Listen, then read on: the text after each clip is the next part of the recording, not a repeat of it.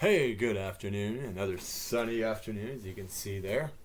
Welcome back. Last week we did a video for like an hour. I don't know if I'll go that long this time, but you never know. I have a tendency to ramble. Cool. I hope you guys are enjoying the story so far. A lot of twists, turns, dramatic things happening, and more to come. So I did want to just address real quick too. I know I basically just been doing these videos for the last couple of weeks, but that doesn't mean we won't still do movie reviews and things like that at some point. I think we just been busy with other stuff, improv class I'm doing, and I started soccer today, so we're doing that on Saturday mornings too. So it's like there's, and sometimes Fridays I just like, to work in the overnight thing for 5 days, it gets kind of tiring. Plus we have a show tomorrow, and then we have a sketch show we're preparing for, so a lot of things are going on, so it's not like I'm just like, oh, I'm not doing that crap, We've watched a lot of funny movies, funny horror movies on Shudder lately. We should definitely talk about those at some point. Me and Anna will. What is the movie called? Oh, what was it?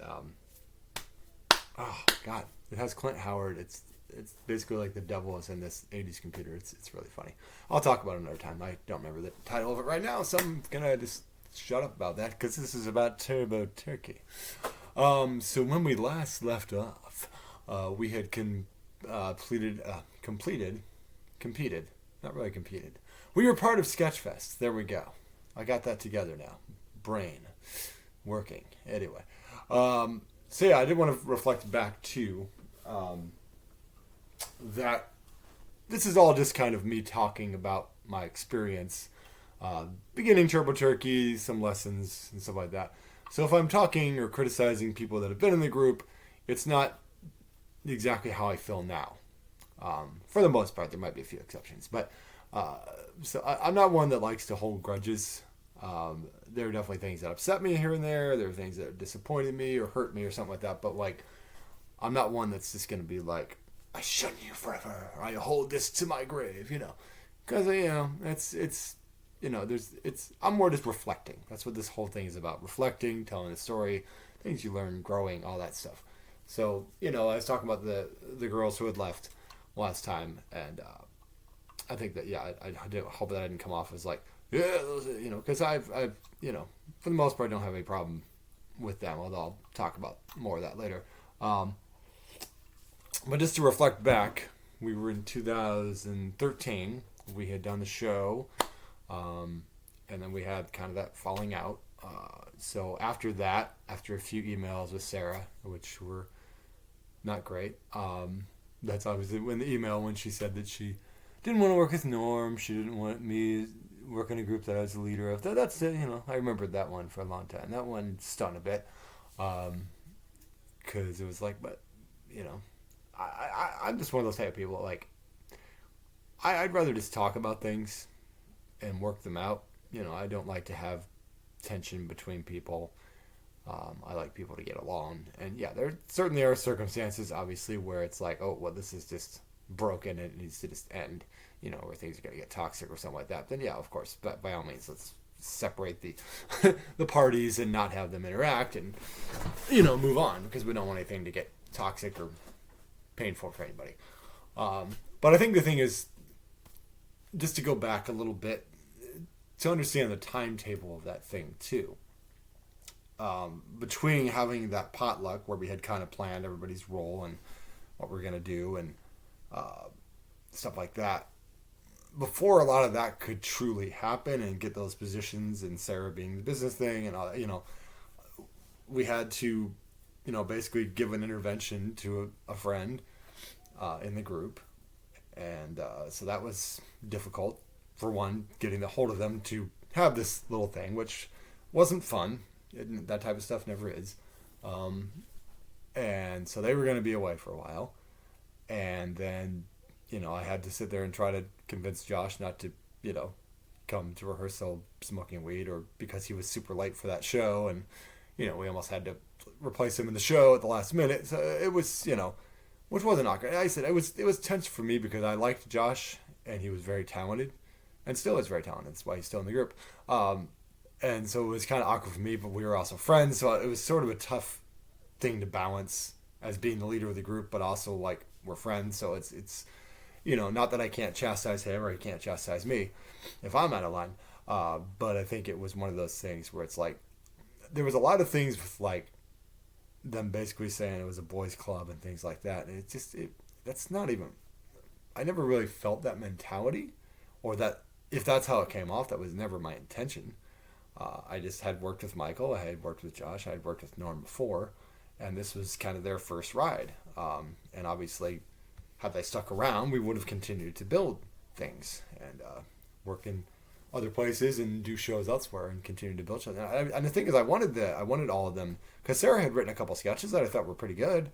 I would have been happy to have used them, but it was just one of those things where it's like, please write stuff. I said the only reason we were doing the stuff that mostly what I wrote and what Michael wrote and Josh wrote was because that's just what we had when we auditioned for this. I wasn't looking at that time for everyone to start writing things for this particular show, but between those weeks of dealing with the intervention, dealing with Josh, dealing with having to put a show that was supposed to be 2 hours into an hour, and then balancing that, there wasn't necessarily time to get everything in order and make everybody happy at the same time. So I think that's the only thing I want to say about that, was just that I think it was tough on me, because I didn't feel like they were giving me the benefit of the doubt either, and it wasn't like I was malicious with anybody. And like, to go back to Reagan for a minute, it's just like, it was weird for me, because looking back on it, because when we had that initial audition with her, it was just me and her, read the sketches, there was no problems whatsoever. It was a good audition, I thought. We were like, cool. And she was doing a touring show, and she was going to join us in November. No problem. We'll just give her a couple roles, nothing too much. But then Mariah had backed out, and so we ended up giving her what Mariah was going to do. So it was, but there was no discussion. We had several emails before she joined, and completely pleasant and professional. So I give her credit for that. But it's like, when I find out from Sarah that it's just like, we're just a bunch of bimbos and Bond girls, and we're just there, and that she would just like complain all the time after rehearsals about how things are doing. And even Sarah was like, well, why didn't you talk to Adam about it? And she never did. Because the only time, there was one email we had where it was with Kazar, the thing we filmed. Like I said, I think I talked about the kiss we had, which in hindsight, we didn't need the kiss. There was no reason to do it. But I personally emailed her about it, like, how do you want to handle this? It was never like, all right, you're just going to kiss me like this, and it wasn't anything like that. It wasn't even a big deal, really. It was just something I'd written in there. We did a funny, cover the mouth, dive and get it. worked. It was fine. And there was no tension there. There was no problems, as far as I could see. I always tried to treat all of them with respect, I thought. I don't think it was ever like, well, we're not doing yours. I remember there was a time where I think I had rewritten some Electric Man stuff, and I had cut down. Excuse me. I'm going to get a drink here. Talking. I was coaching all day, so I did a lot of talking, so my throat is a little dry there. Anyway, but I had rewritten the second Electric Man script at this time, and it wasn't great. I'll fully admit that. I think Sarah's part had gotten cut down a little bit, and I moved Jillian into a different part, and it wasn't great. I'll fully admit that. But at the same time, that wasn't a final script. It wasn't like, well, this is in the next show, and this is what's happening. It was never like me going, crush my fist. This is what's happening. And you want to listen to it and do it. And the whole intention thing was, that was never just to make, all right, girls, you guys are here to just like, be there, get in your place, and know your role. That was never. I don't think, at least from my perspective, or that I can remember, is that I was ever really like combative or anything like that, or like demanding or anything like that. It was just like, okay, some of these sketches could use a rewrite. Fair enough. And we can do more. But the thing is, there was several sketches. We had Trash Police, which Reagan and Jillian did, which is something I wrote based off an experience that I had while coaching. And I had a lunch break, and these people basically, like, I just had a little bit of trash in my front seat. I'm like, oh, I'm just going to throw it away in their trash can. And then some Parks and Rec person came up to me and basically was like, oh, we're going to need you to take that trash out of our trash cans because this is only for park trash. It was like, what? It was completely ridiculous. So I wrote a sketch called Trash Police about it, and it was just, it was an exaggeration of what had happened, but it was, it was a way for me to be like, because it pissed me off, but I was like, okay, let's just write a sketch about it, because I think that's good therapy, honestly. It's just like, well, I'm going to write a sketch about this shit. At the same time, I think I had a good balance with the characters where it wasn't just like, woe is me, and I thought they both did a great job of that, and I don't think that role, either of those roles, was really demeaning to them as women. I don't. Josh wrote one that was called Men Are Dogs, where basically him and Michael were basically just like males, but they were acting like dogs. And I think the women were definitely more dominant in that sketch. I said the only one that really I can think of that was, besides that Electric Man rewrite, and maybe Kaiser a little bit, was like we had this one called Dance Class from Hell, which I wrote basically to base off of. I based it off of that dance. Was it Dance Moms or something like that? Where there's that really like heavyset woman that was screaming at children and stuff, and I'm just like, this woman is awful. So I wrote a sketch about it. Michael ended up playing the teacher because even Jillian, I originally wanted her to do it, but like Michael read it and she's like, oh, you should take it, and so the whole thing was like he was being a total prick to these women, being a total misogynist prick, but he got his in the end. So it's like that was my design with that, and I'm not saying it was perfect sketch or anything like that, but it was like they were being treated badly, but then they he got his comeuppance. So I mean that's kind of how things work there. But that's, I'm not defending that sketch completely, but it was, I felt it, but when I thought about it, I'm just like, there's not that many sketches where they're just being, well, you're playing the love interest here, and it's like, I don't think that's necessarily the case. Outside of that Kazar Kiss and the Electric Man one, I didn't feel like there was that many that were like full on, like, well, yep, every goddamn sketch, you're just playing this bimbo here. And it's like, it's not really what it was supposed to be. But hey, whatever. They had their opinion on it. That is what it is. Now, when they did leave, they basically said it wasn't anything personal. It was just like, we just needed to step away for a while, and we're not averse to coming back or something at some point. Okay, fair enough. And I can remember I had an email exchange with Jillian, and she said she would have loved to talk to me, but that it was, she said that Sarah said it was one big freak out. Now, let me just say that yes, I freaked out a little bit when she dropped that, mainly because I went there thinking it was just Sarah quitting, and then I found out that all three of them were quitting. That was why I reacted the way I did, because it surprised me, because that didn't feel like, for Reagan, I don't know, but like for Jillian, it felt completely out of character, because we had been pretty cool with each other. I think we respected each other. There was always like, a good rapport, If she had raised her voice, she would apologize for raising her voice at a rehearsal if she was upset about something. And I said, that's fine. I'd rather you express it, So I think, we had a good sense of humor, a good friendship, I felt. So I think that was, of the three, I think that was the most hurtful, the fact that she didn't think she could come and talk to me. And, that's the thing. For me, it was all about, and that's what I do for auditions. If there's ever a problem, please talk to us. If the problem is with me, please talk to my wife, so we can get this resolved, and I can fix whatever I need to fix, and that's fine. I'm not a flawless human being. I understand I have flaws. I have a bit of a temper myself. I can do a whole video on that sometimes, but I've been trying to work on that too. But I think that just came down to it, and I think I had one email exchange with Reagan after that, and it was just kind of like I told her that I felt like it was just like, I don't know what happened, because it felt like we got along okay, and then all of a sudden I'm hearing like all these complaints. It felt very two-faced in a sense. Like, I'm smiling in your face, but behind your back I'm talking trash. And it's just like, you could have just talked. I think if you have something to say, then say something. I try not to trash talk too much unless it's just, sometimes you're joking around, and that's one thing, but like, you have to be careful of that too. And I'm not saying I'm not ever guilty of that, but I think that in that particular situation, it's just like, okay, whatever. So anyway, I didn't really talk to them much in those months. I did end up getting, I forgot to mention this last time, 2013, I did end up getting in another play. Because first I went out and I auditioned at Valley Center Stage for Wind in the Willows, which was a play I didn't get to do in college for the children's show. I ended up being assistant stage manager at that, but I'll talk about that another time.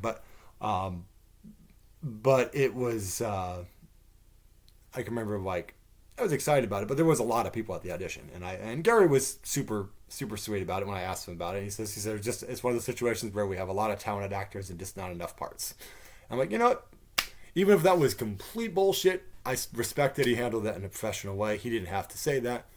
So that was cool. So props to Gary Schwartz. If you ever get a chance to work with Gary Schwartz, I highly recommend it. He is super cool. He knows a lot about improv, and he was like a student of Viola Spolin, and like yeah, she entrusted him with those teachings and stuff. So definitely, if you're ever in the North Bend area, check out Valley Center Stage. They're great people, and Gary Schwartz is a phenomenal person to work with. He helped me a lot as an actor, so I totally appreciate it. So shout out to Gary Schwartz. So yeah, I had that, and then the week later, Burien Actors Theater, where of course I'd worked before a couple times, and they were doing a playwright festival, and yeah, it was a playwright festival. It was the next year of playwright festival because previous year Anna did her pirate show, and I did that too. So they were doing a play called Parsing Race. I didn't know anything about the play. I just kind of showed up. It was like I think it was a callback. They just said, "Oh, if you want to come to callbacks, because we know what you can bring to the table." And I just remember I went in and I'm just like, okay, let's just read this thing. And I went in and had to read, and they said, all right, we'll have you step in a room. Adam, stay for a minute. And I remember Rochelle and Eric, who's the artistic director there, were just like, wow, like they'd really seen a lot of growth as an actor just from this thing. Like I wowed them, and I ended up getting the lead role in the show. Or basically was told, you're doing so well that you're going to definitely end up with a part here in one of these plays. So that was a nice moment. It was a nice comeback moment. I literally went there. I had no idea what any of these plays were about. I had no preconceived oh, I got to get this part, or that nervousness of sometimes you're going to an audition and you're like, oh God, I'm freezing up. And then you completely blow the audition. And I just kind of went in there just if I get in, cool. If I don't, whatever. And I think that's honestly the best way to go about it if you're auditioning for something. And granted, if it's something you really want to do, like Noises Off, or some dream role, then it's tougher, because if you don't get it, then you're like, oh, I'm just all down now. But I think ultimately that, yeah, I think that's, if you can just go into an audition like that, just nonchalant, not that you don't care, but just kind of all right, I'm not thinking about whether I get this role or not. I'm just going to go in there, give my best, and it's up to them if they want to cast me. And like I said, I ended up being cast. And the play was, I'll say this about the play. The cast made the best they could with the play. We had a good cast that really, I think, amplified the words, so to speak. Because the script itself it wasn't badly written per se. And I'm not knocking the playwright. He's a very nice guy. But it was very, it needed some work. Let's just say that much. But it was also probably the best of the bunch, because I think we were the award winner that year. So that was cool. And so it's basically about a mixed race. It's a interracial couple. And got to work with Maria, who was very beautiful woman. And yeah, she was really cool. And it took a little bit for our chemistry to blend together well, but once it did, I think it worked out pretty good. I also met a very phenomenal actor named Malcolm West, who was just absolutely like a father to me on that whole thing, and Charles Ricardo and Patrick Tolden. I got to work with Vera again, who I'd worked with in our Christmas show. She's great, another phenomenal actress who I've worked with several times. And it was a good show overall. In terms of, but we definitely amplified the script itself. But I can remember it was funny. Like I said, Malcolm gave me an old suit. He shined my shoes for me.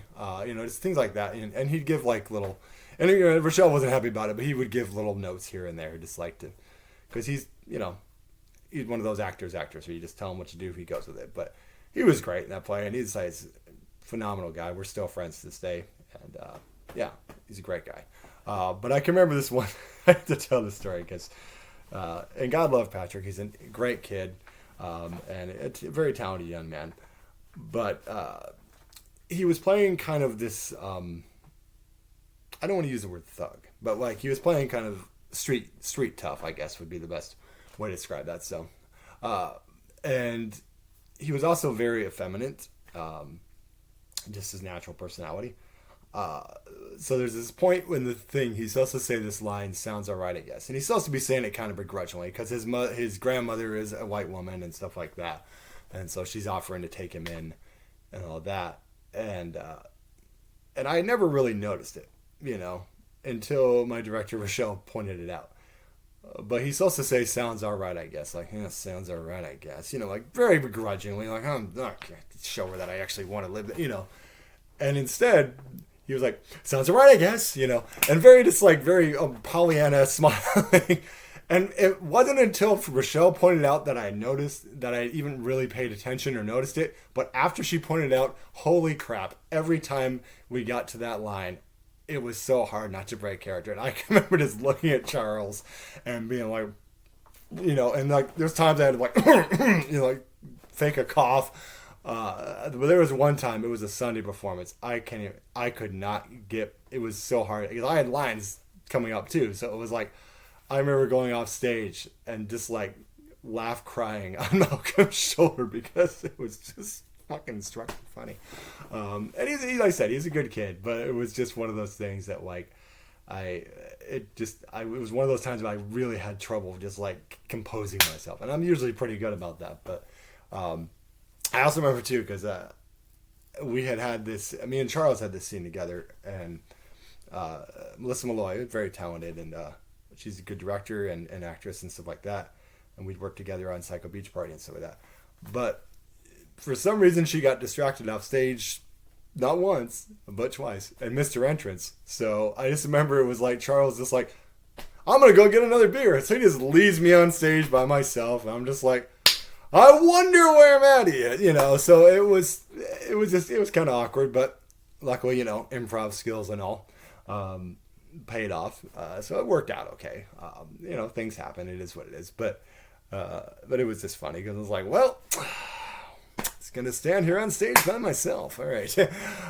But yeah, it was a fun play. I enjoyed everybody I worked with on there. They were all great people and stuff. So props to them. And I can remember I invited Josh and Norm and Michael all came. I can't remember if it was opening night or it was one of the weekends because they ran for 2 weekends each for the Playwright Festival. And I remember I invited them, and then I find out that like Norm missed like his niece's last performance ever of like, I don't know if it was a violin thing or something. I forget exactly what it was, but like, and then he would just bring that up like a whole bunch, like, well, I missed the for this, and it's kind of how he sounds. And it was just like, dude, this was 2 weekends. You could have gone to that and then just come another time. It really wasn't that big of it. I mean, I'm happy you came, but like, if this is the last time your niece was going to do that thing, you could have just gone to that, and Michael and Josh would have still been here, and you could have just come another time on your own or something, There were 2 weekends. It wasn't like it was just like one performance that we were doing. We had a whole weekend, 2 weekends. So it's like, it was just one of those things like, Norm had a tendency to do that. He's a great guy, but like, the guilt tripping stuff sometimes, it was just like, dude, come on. It's like, you made that choice. You didn't have to come. You could have said, hey, I need to go see my niece's thing, and I would have understood. I wasn't going to be like,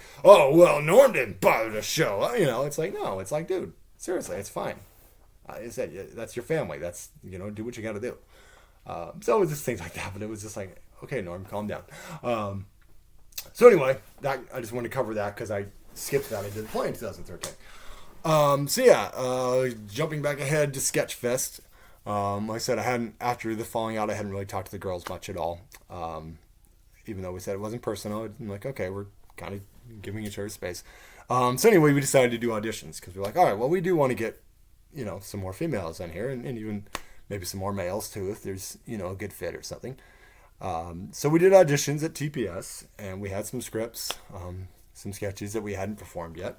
And we weren't necessarily casting for a full show yet. We weren't really sure what we were going to do in terms of the show. Like I said, we had just done, we were just about to do Sketchfest, and this was right before Sketchfest. Excuse me. And So I was like, okay, well, let's just get some people ready. And we had the idea to do some more like video stuff. And so I think some of the people were drawn by that, like, oh, we'll do some stuff for YouTube and stuff like that. And unlike now, when I have, you know, at that time we didn't have a lot of money and didn't have a camera and all that stuff, but Michael did have a camera, so that was cool. But, you know, we had planned to do a bunch of video projects, do some improv, do some other stuff. So anyway, long story short, too late. Yeah, we're definitely going to go over 30 minutes here, so you just got to deal with it. I talk. It's what I do. You just got to live with it. So we had, what was it? 5 women show up and four gentlemen showed up. And there was a guy named Robert who was really, really stood out, really funny guy. And then we had Craig, who now goes by Helena now, which is totally fine, which is cool. Very cool. And then I forget who the other two's. This one guy's name was Connor. That's right. And then there's this other guy. I forget what his name was. We only ended up taking Robert just because we didn't need that many guys. I think we were going to take Connor too, but he had to bow out. I regret not taking Craig. Craig at the time, at least, because he's pretty funny. And I thought, like, if I had to, I would have probably taken him. In hindsight, but hey, they're doing well. So they do a lot of, they actually work with Jennifer a lot on stuff. They do a funny show called Totally Solid Gold, which is super funny. So that's cool. I'm glad they made that connection. So it worked out there. But as far as the women go, we had Lara Fox and we had Angela Andrews, Ashley. God, what is her? I think her name was Ashley Allman. She's married now, so she has a different last name. And then, oh my God, I'm going to kill myself for this. Not kill myself, but Angela. Oh, and Corey Bailey. Corey actually was in another group called Now with Dames. So she was very much in for like the video stuff, which we'll get to that in a minute. And there was this other girl who showed up. Her name was Rachel, I think, but we never had any of her information, so I wasn't able to even like, you know, say, hey, you're in or something. And I realized I hadn't had any communication. And we did kind of like an interview thing after each audition and just talked to them a little bit about, you know, their schedule and stuff like that. And me and Michael had actually gotten cast in a play called Coney Island Christmas at BAT. He was going to be playing kids. Anna was also in it. And they were both going to be playing like little kids. And I was going to be Mr. Hilton, teacher, and all that. So I'll talk more about that later. So we knew that we weren't going to be doing a whole lot. We were going to have at least a rehearsal or two here and there around our rehearsal schedule. And we were upfront about that. But that we were going to try to still meet, you know, and build up towards doing shows and things like that. But we didn't have like a full line of sketches laid out or like a whole sketch show like we had the past 2 times. So some things have transitioned there. So anyway, we ended up taking 4 of the 5 women just because we had no way of getting a hold of Rachel. And then, like I said, we accepted Connor and Robert at that time. And then Connor ended up bowing out before the first rehearsal. But yeah, things happen, whatever. And I can remember we were supposed to have our first rehearsal with everybody, just kind of meet and greet and, you know, walk in the group, da-da-da. And Norm had this tendency to, for a while, we didn't use the fitness center anymore. We would just start doing, like, libraries, which library conference rooms are fine, but you can only, like, do them, like, either once a month or something like that. So you had to keep going to all these different libraries. So Norm had us going all over freaking town. We're going south. We're going north. We're going to Tacoma. We're going to Auburn. And it's just like, oh my God. Sometimes it's hard to find these darn places. So I remember we were in a West Seattle one, I think it was. We were supposed to have and me and Josh ended up getting so goddamn lost. And, oh yeah, I should tell you a funny story about Josh. Back many years ago, we had gone out to eat and Josh was broke at the time, so, you know, you just, you know, nosh a little food here and there. It's fine.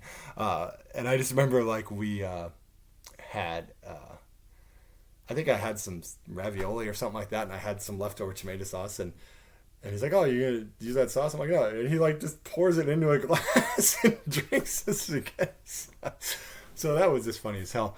But I just think it was, like, I kind of remember him, like, picking up a combo at one time that had falling on the floor or something like that and starts, he almost eats it and then realizes, what the fuck am I doing?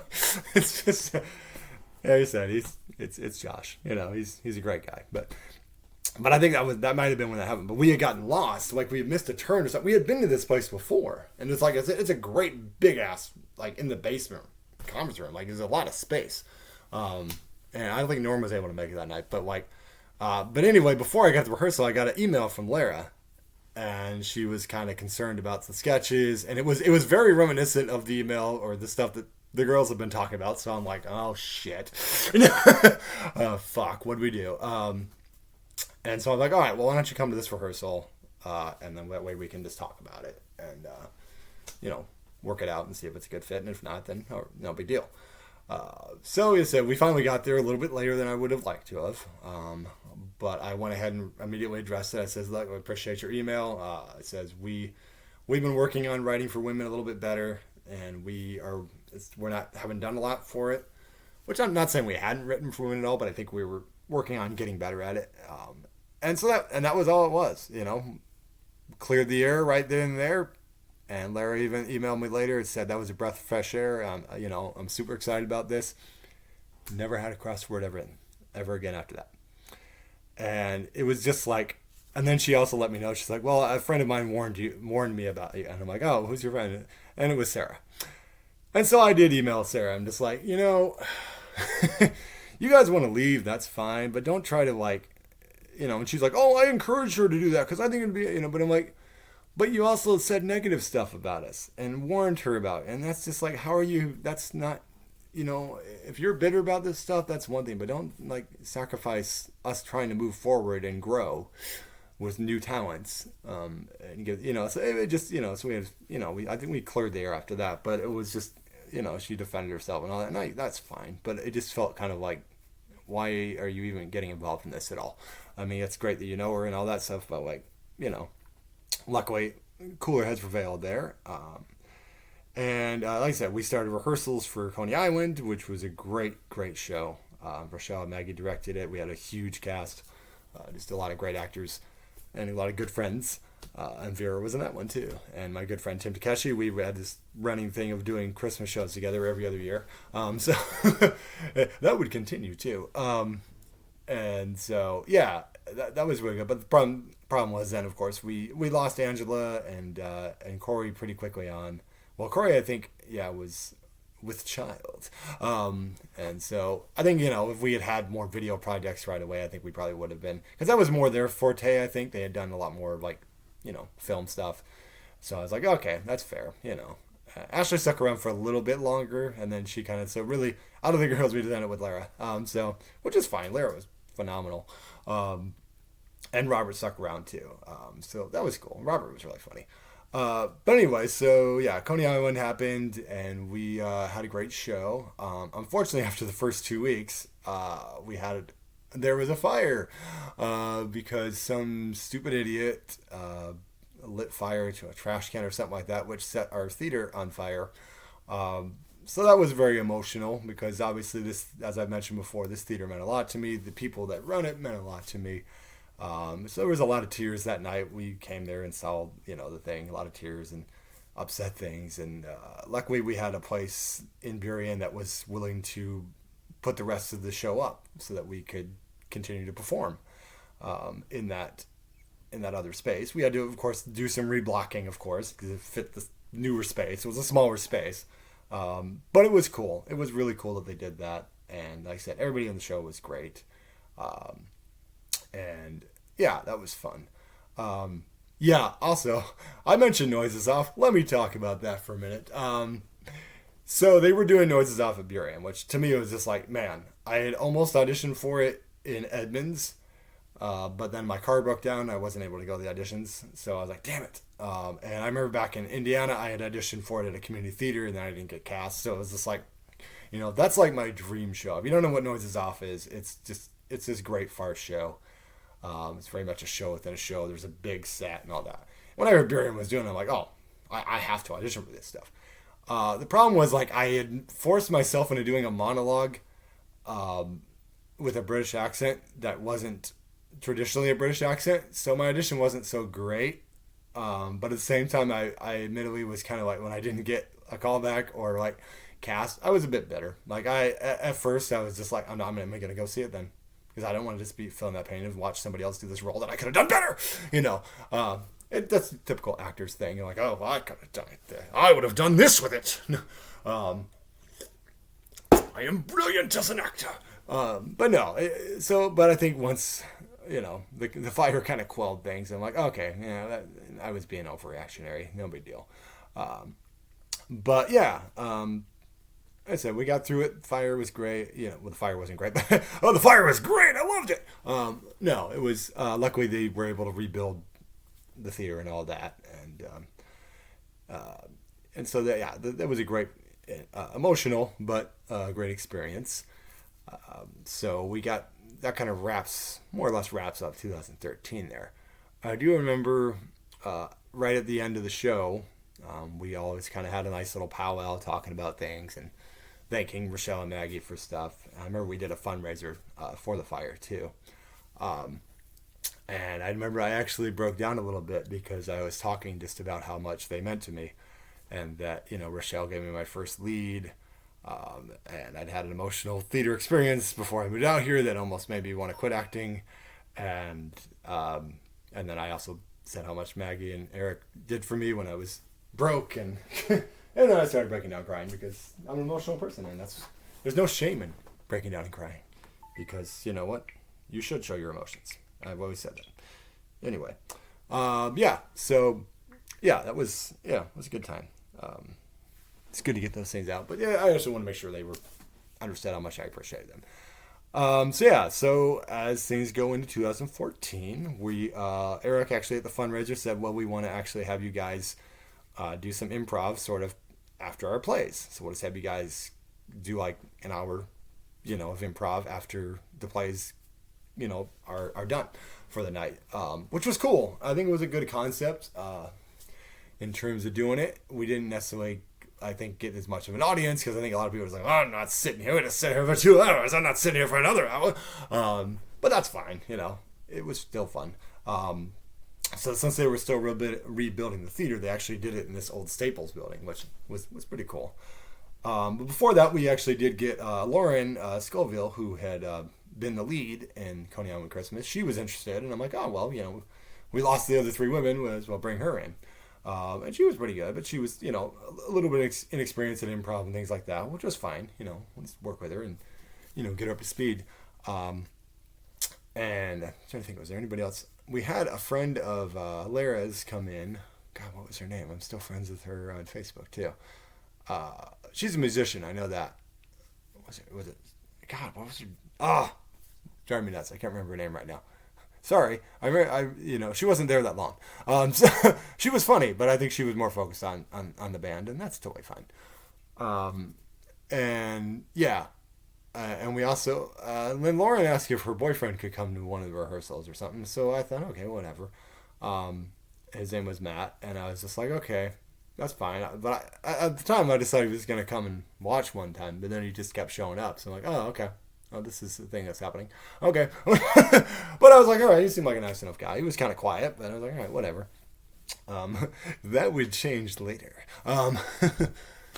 Spoilers. So anyway, we were able to do our first one after Noise is Off. Like I said, it was in the Staples building. It was honestly, a Staples building is pretty big. Honestly, I know it wasn't a long-term solution, and it was obviously expensive to have to rent that, but like, it was a great space to play improv in. Man, it was, we had a great show. It's funny because me and Robert did a scene. It was, we did this game called Film Noir, where you basically, like, 2 people are playing it, and then occasionally they just kind of break away and kind of break the fourth wall and go into that, yes, there I was doing that, And I just remember it was funny. We were playing this scene, and it was in the moment, too. Like, it wasn't even built up. It wasn't planned.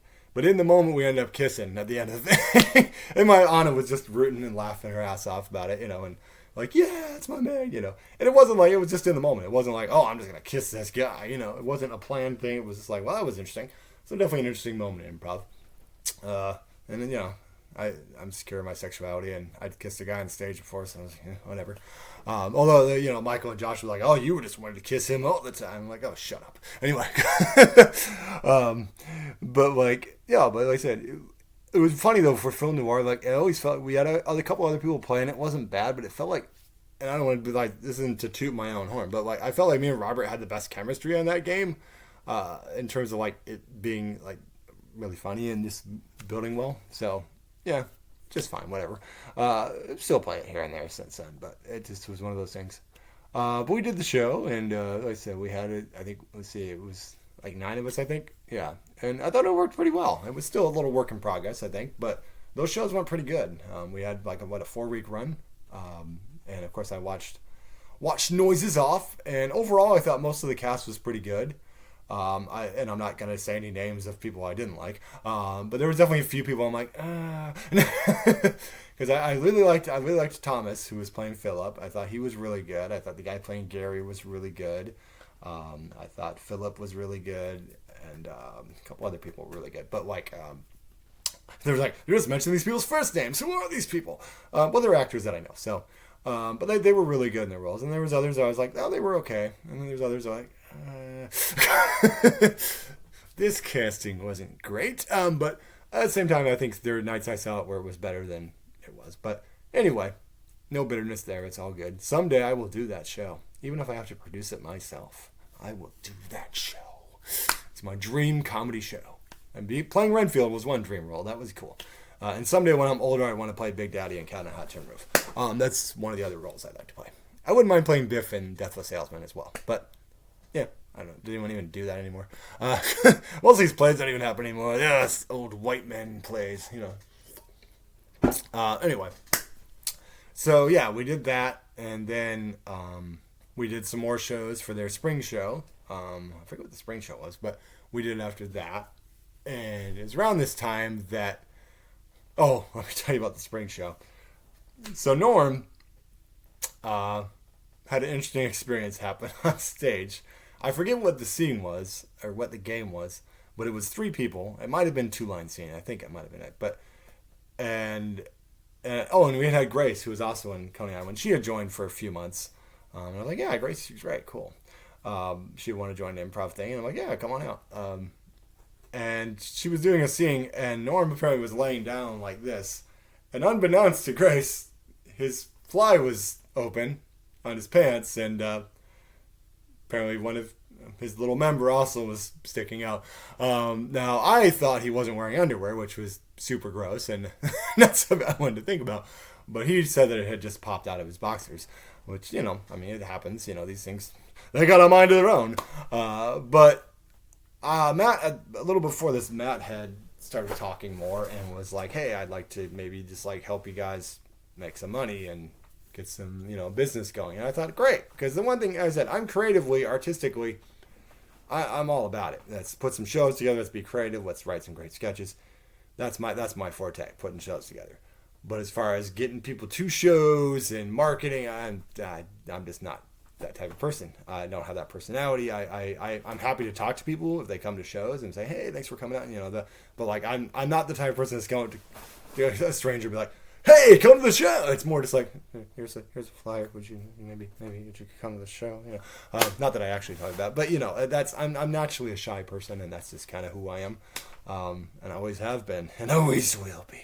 But no, I think that yeah. So I thought at the time, like, great, cool. But then like he had this idea. He's like, oh, after this thing, we got to kick Norm out. And I'm like, we got to make Norm, you know. And I'm like, well, I mean, yeah, he's a weird guy, and he can be temperamental, but like, you know, he's basically a good guy, and he cares about the group and stuff like that. So, you know, I wasn't, you know, but I think, you know, I ran it by the rest of the group, and the other group was kind of like, he does kind of stick out like a sore thumb a little bit, you know, but I always, you know, had at least some respect for Norm, because he did at least get us on track a little bit, got us to Sketchfest, things like that. So it was mixed feelings anyway. So a couple of weeks I was trying to meet with him and try to set up a meeting. Eventually he just actually quit, you know. I think he kind of smelled the blood in the water, so to speak. I imagine. I don't know for sure. I've never talked to him about it much, but he was already kind of like, when Matt had proposed the thing, he's like, I don't know about that, you know. Like, he was already suspicious of Matt at that point. So maybe I should have been suspicious too. But anyway, Matt had this idea where like he would have 25 and like me and Michael would have 50 or something like that. Like he would do 50 and then me and Michael would do the other 25 or something, or whatever the case. And I thought, okay, well, that's fine. He does the business and we'll handle the creative. But then, you know, he had this idea of like Lauren would be a manager, I would be a manager, and he would just by Turbo Turkey with his company Saddle Day Theater or whatever. I don't remember what the hell it was called. But so we had set up a thing with Burian where we were going to do shows throughout the summer, just like more prime time during the day shows. And so his idea was to get us an actual place of rehearsing. Instead, what we had us do is he had us like basically just basically like around the buildings by Burien, just like in kind of an alleyway, rehearsing. There's broken bottles everywhere and everything. So not great, but whatever. It's free. But he also brought in, we had sort of auditions, to bring a couple people in. We had a friend of Lauren and his from college, Simone. And then we had Simon come back because I reached out to Simon because, at the time I thought this was going to be a good thing. We were going to make some money. We were going to do actual contracts. It was going to be real professional. So at first, I liked a lot of Matt's ideas. I'm like, okay, this could be cool. But I remember he was like really like gung-ho about like, because I thought, well, why can't we just do 50-50? He's like, well, then we'd always be stepping on each other's toes. So I'm like, okay, well, whatever. So I remember we like signed the contract for him to own Turbo Turkey, but he would close the door like it was some big corporate meeting. Like he wouldn't let anyone else in there, and then he was like, "Oh, I just bought Turbo Turkey," and it's just like, okay. But anyway, before that, I have to go back. Sorry, reflect real quick. Jennifer actually did a thing with us. We did improv month, and Simon came back too, and so it was sort of a reunion of the 2010 crew plus Michael. And we did kind of a first sort of step into long form. It was a pretty basic kind of like movie kind of thing. But it was fun. It was cool. Jennifer came back and did it, and Simon came back. And like I said, we had a great time. And we got to meet a great group called Karski, and Andrew McMasters from Jet City, one of the founders of Jet City, was playing with Karski. So we got to do like a mashup at the end. It was super fun. So that was cool. It was cool to kind of reconnect with Jennifer and stuff like that. So that was cool. Sorry. That brings us to Sketch Comedy Month, which is the first step in my realizing this was a big mistake with the Matt thing. Is we had done first, we did Food to the Future, which was this thing where we wrote, everyone who enters it basically is writing about the same thing. And it was something about sustainable food or something like that. It was something for a sponsor or something like that. Like everyone had to write a sketch on the same subject. So we thought, all right, why not? We wrote one. We'll participate in more than one thing this year, because we just did the tournament the previous year. So I thought, okay, cool, let's do a thing. And at that time, we had idealized we were going to do the rest later in the month. We were going to have an actual performance. I think it was like a 20-minute, 25-minute performance. And we'd already picked out like 5 sketches. Me and Michael and Josh kind of like, all right, we'll do this one, we'll do this one, this one, this. We had 5 sketches picked out. One of them was going to be Robert's. One of them was going to be Lara's. Then Michael, Josh, and me had a sketch. So that was pretty much the 5 we were going to go with. We had decided that weeks before. And Robert had actually, but the day that we made the sale, Robert had, printed all his stuff out. He had edited his sketch. It was a great, like, very meta sketch. It would have been a great opening sketch. I think it would have gotten a lot of laughs. But unfortunately, Matt, and a little bit with Lauren, but mostly Matt, was like, well, we don't have time for these sketches, so I think what we should do is just like totally like scrap those ideas. Meanwhile, Robert's sitting here with all this printed out paper, and I felt so bad for him. I'm like, man, I'm sorry, man. And he basically wanted to just kind of improvise some stuff and like spitball some stuff that we would just basically improvise some sketches or something. And it was just like, now don't get me wrong, when I essentially Pitty we would do a little bit of that where we would have a basic outline and then we would kind of improvise some of it. So it was kind of sketch and improv somewhat, but like it was just like, this is just not working. This is a dumb idea. So I remember Josh was upset. I wasn't thrilled either because it felt like the first sketch, it was just like he had some political one where he was being a conservative and Lara was, Democrat, and then he had Josh playing his butler or something. And the rest of us were just in the crowd. And then the other one was something called Hell University, and I tried doing a Nicolas Cage impersonation. It wasn't that funny, but it was just, I don't know what I was doing with it, but it sucked. But I just remember we did it, and it was just like, barely anybody was laughing. They laughed a little bit at the political one, but like, and then it was like, we like were done in like 10 minutes. I think it was. I just remember just like I just had to come out and say, well, we're done. And then he was like, oh, that was really good. And I'm like, was it though? I thought it sucked. And I'm not saying that those 5 sketches we would have done would have like torn the house down or anything like that, but they still would have been better than the shit that we did. So I was already on the kind of like, oh boy, I just gave this guy my company. To be fair, it wasn't like it was an LLC or something like that, and he was like Microsoft or something.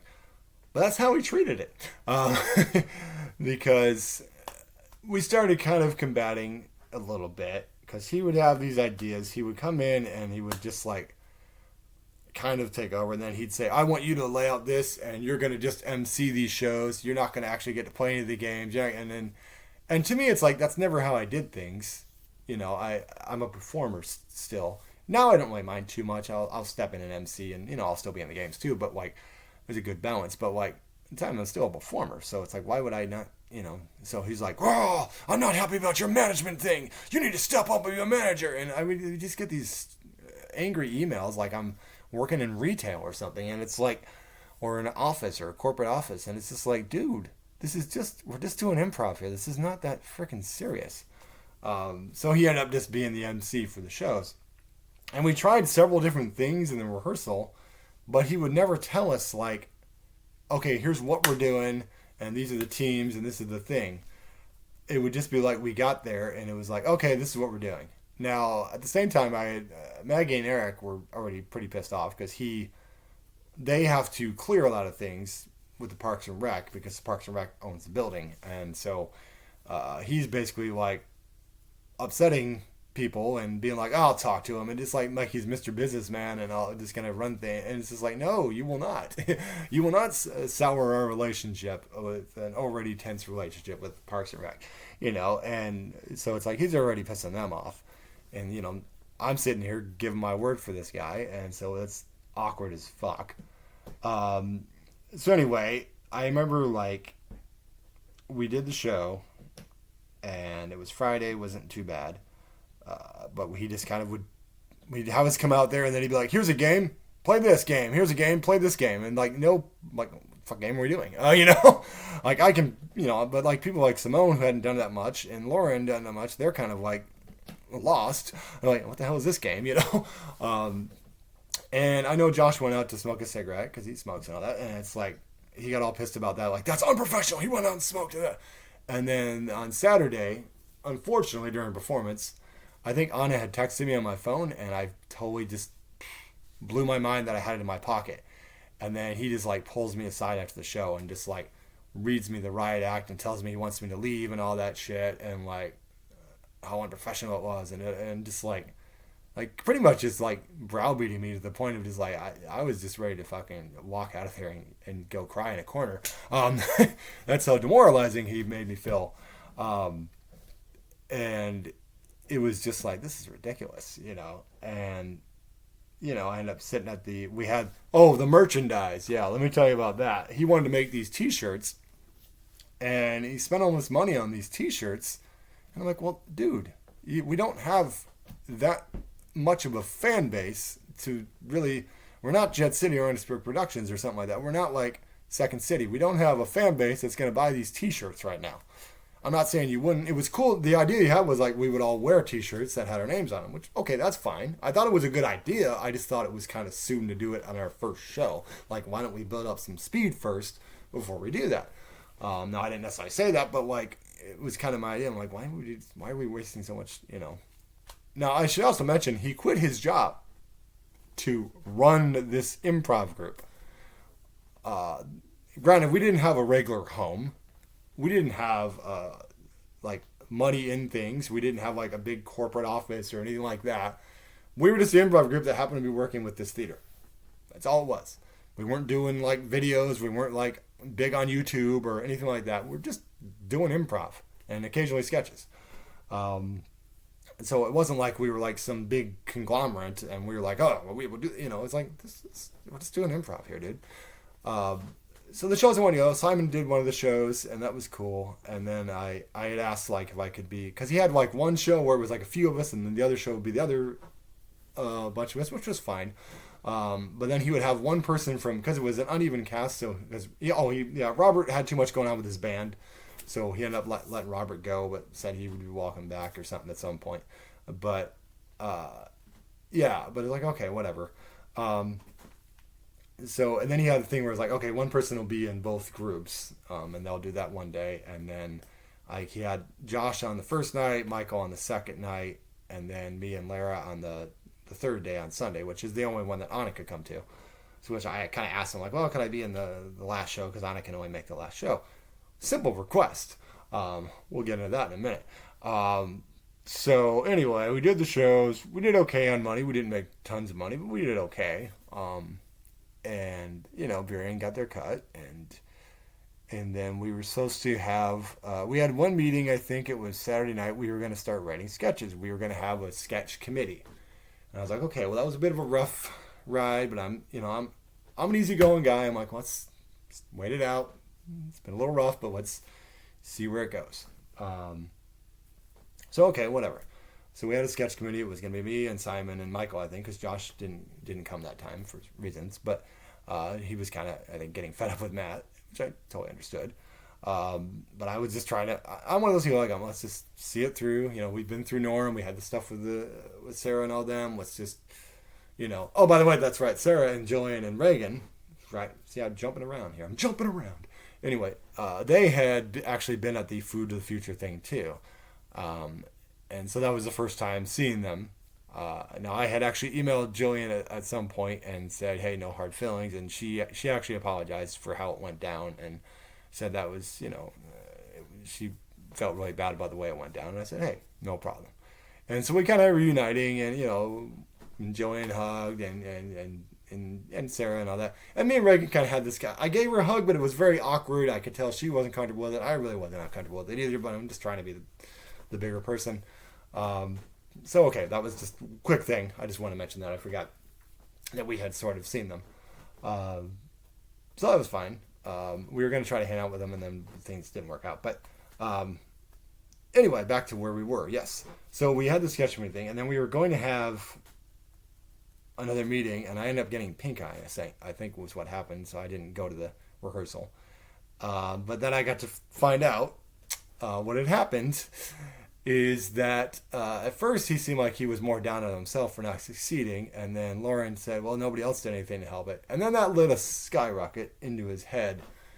So he basically yelled and screamed at everybody, like a complete madman, about, like, you failed, you need to step up, and blah, blah, blah. And then he also sent me and Lara letters, because we weren't at the rehearsal, so he sent me and Lara letters, basically that I demanded to be in a show to show off for my girlfriend, and that I was so unprofessional for being the cell phone thing, and I guess Simone had gone and seen her boyfriend or something at the time, during a thing or something, so he got pissed about that, and just like, it was just a whole bunch of shit. I have the letter somewhere I'm not gonna read it. It's just nonsense, but it was a lot of riot act. I remember I texted Lara and she's like, yeah, I just quit. I said, I don't blame you. I am so sorry about this. I said, this was not what I was thinking this was going to be. And she even said, he brings drama. She's like, I don't have time for his bipolar stuff. And honestly, he would go from like 0 to boom, anger in like 60 seconds. And I don't know if he's bipolar or not, but it was just kind of a very, very angry person. So this letter thing happened. Lara quit. Robert was already out. And we would still kind of, I think we had a rehearsal or two, but it was really tense. And you could tell no one really wanted to be there. Josh was ready to quit. Michael was like, and also it was like he was loving, the whole idea behind his conglomerate was that I was going to be the manager of Turbo Turkey. And then Lauren was managing her like jewelry thing that she was doing, that she made like her own jewelry and stuff.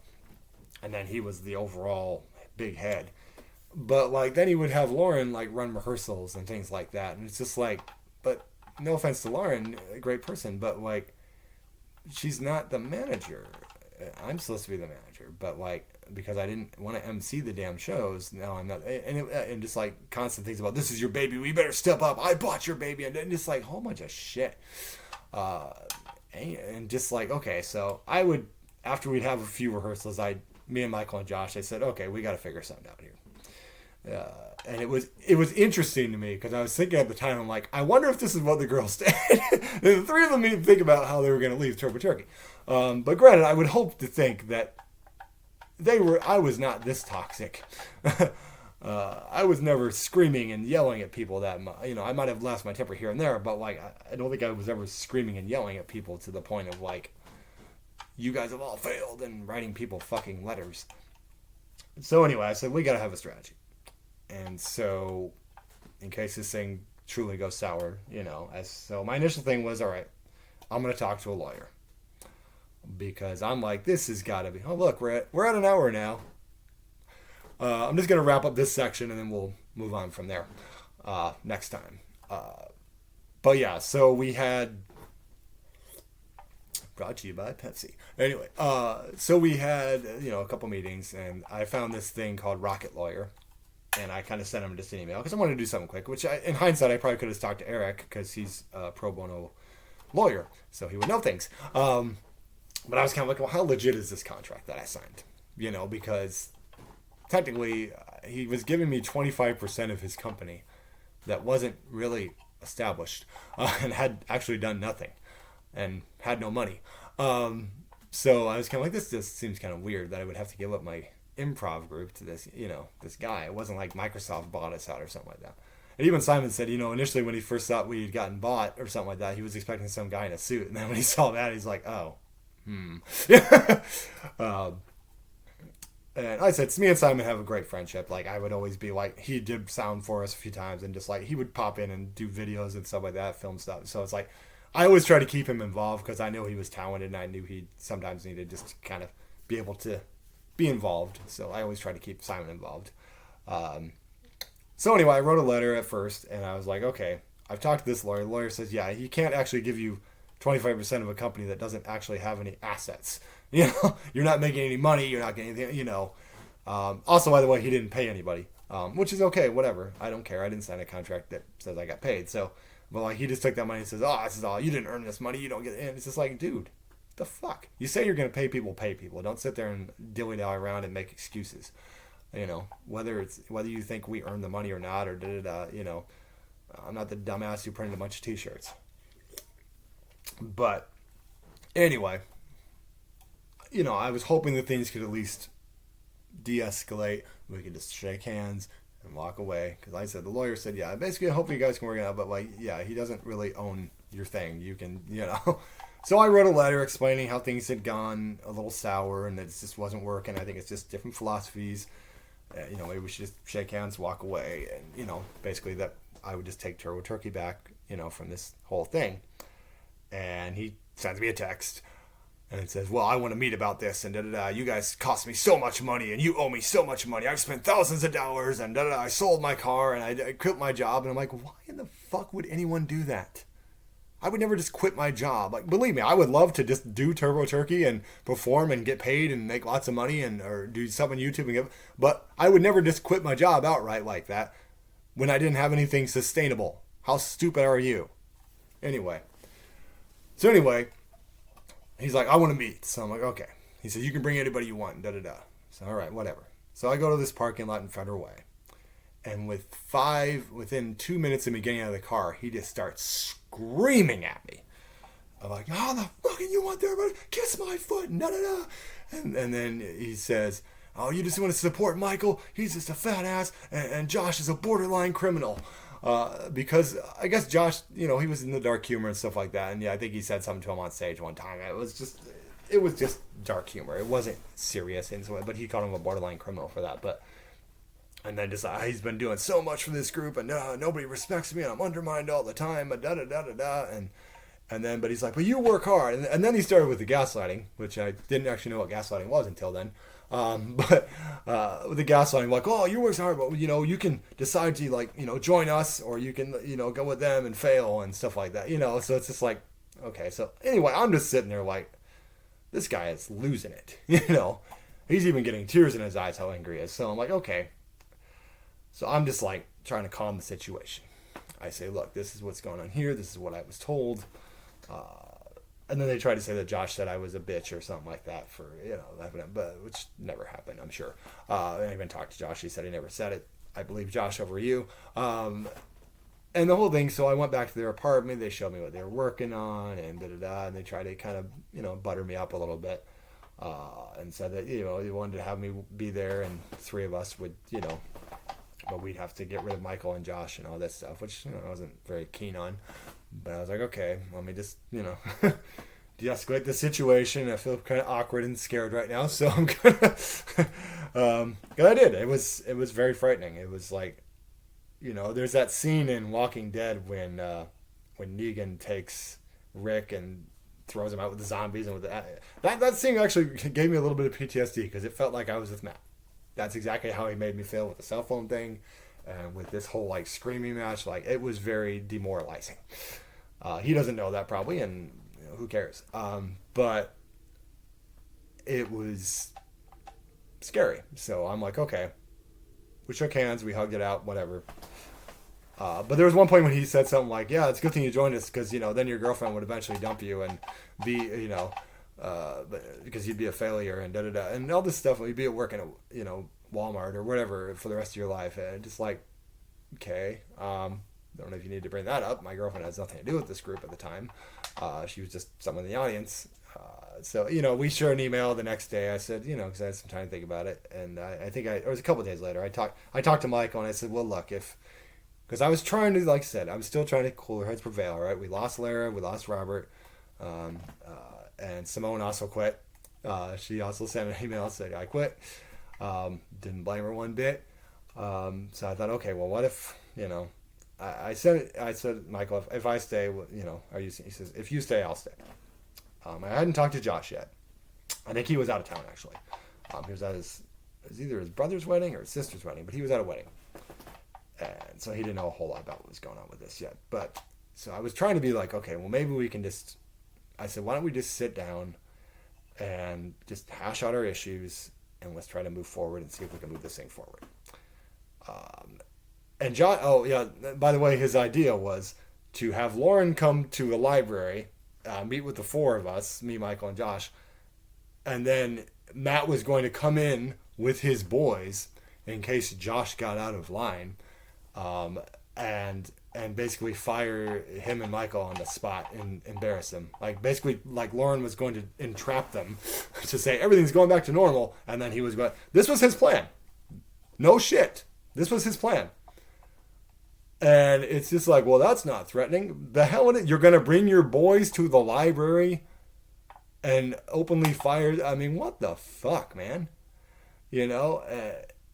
It's what the fuck, And so I'm like, okay.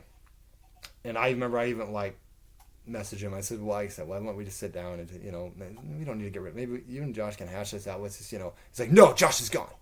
And after that, I'm just like, I had gotten cast in a play, Out of Sterno, which was a great play, which Mariah was in. So we got to reconnect on that. And that was cool. It was a great cast. I had a great time with that show. Stephanie Spoyer was a good friend.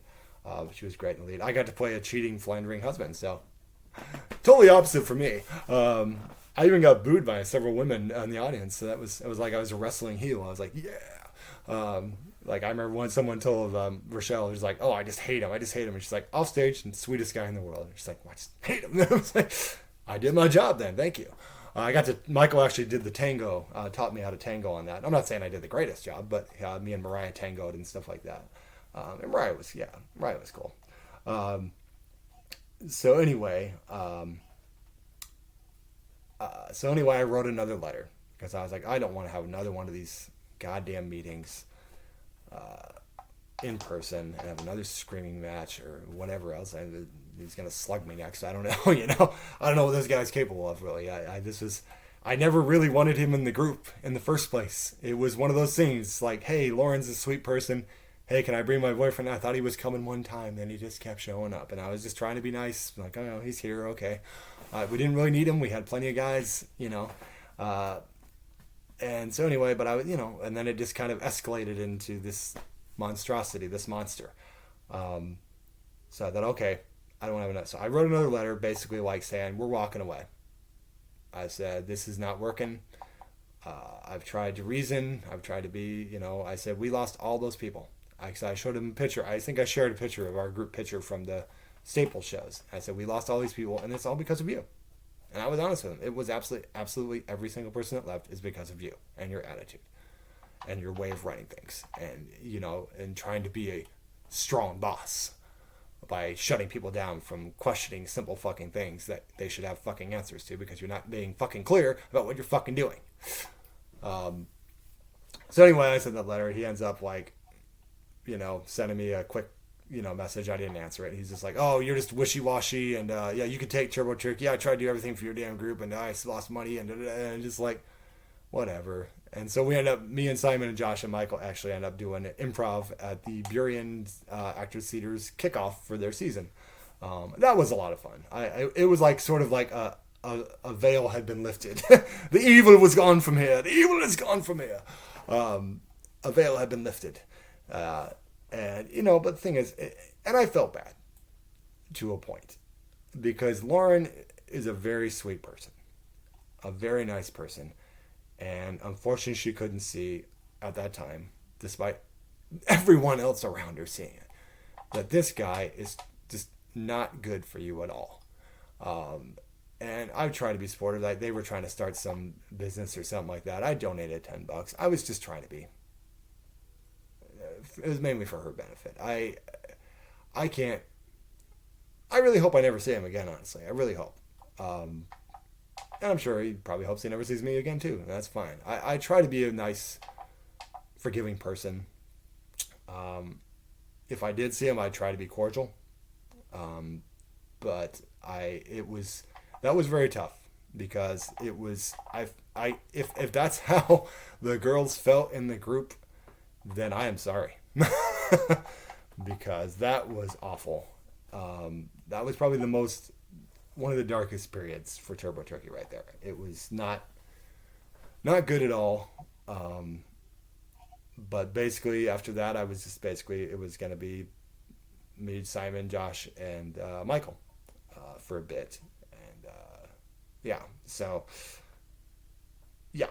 so that was basically the Matt fiasco, as what I like to call it, of Turbo Turkey.